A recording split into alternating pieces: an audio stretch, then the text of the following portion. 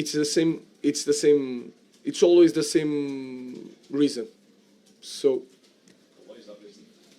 the reason is the training. 10 games in Premier League we won too. I know that. Imagine what is this for a fan of Manchester United. The goal is to win the Premier League. So I know that we are losing games and losing trophies during this season, but the goal is to win the Premier League. Like I said, I'm not going to change, no matter what. And I know we can succeed, but we need to survive this moment. But the goal is to win the Premier League. Again, I don't know how long it's going to take, but that is our goal. If you think like that, we can suffer a little bit in these defeats. Do you sense from the first 3 months, do you have a sense on how long that might take? No, it's impossible to know. But you start understanding, I think the players are better.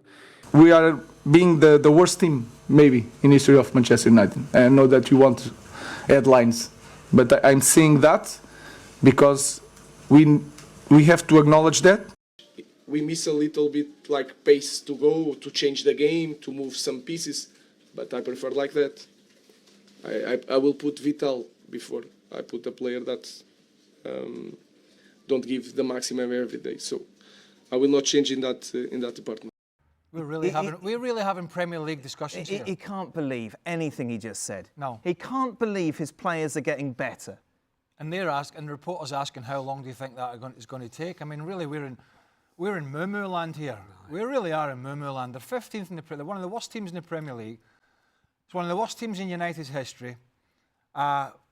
It's almost like, you know, trying to get a baby to ride a bike and run before it can even sit up. I mean, we're miles and miles and miles away from any of that. This is a club that are laying low-level, you know, minimum wage staff off.